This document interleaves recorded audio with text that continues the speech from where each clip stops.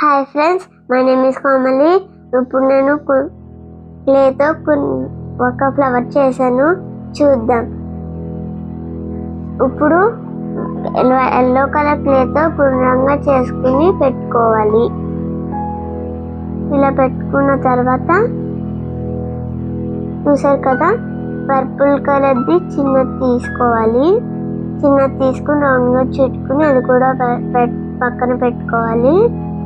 అప్పుడు అది పెట్టుకుని పర్పుల్ కలర్ది, అప్పుడు ఎల్లో కలర్ది తీసి రౌండ్గా పెట్టుకోవాలి. చూసారు గైస్, ఇప్పుడు ఎలా పెట్టుకుంటున్నాము.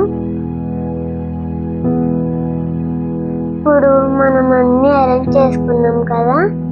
ఇప్పుడు గ్రీన్ కలర్ క్లేతో కొన్ని ఫ్లవర్స్ స్టెమ్ అండ్ లీవ్స్ చేసుకుందాం.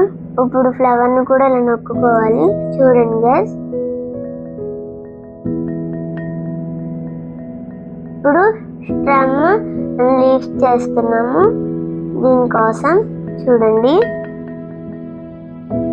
గ్రీన్ కలర్ క్లే తీసుకున్న తర్వాత అలా చేసుకుని స్టెమ్ చేసుకున్నాం కదా, ఈ విధంగా పెట్టుకుని చిన్న స్టిక్తో అలాగా లైన్స్ పెట్టుకోవాలన్నమాట. చూడండి, నేను ఎలా పెట్టుకుంటున్నాను. ఇలా అనేది పెట్టుకోవాలన్నమాట. అప్పుడు మనకి లీవ్స్ అనేది కట్గా వస్తాయి.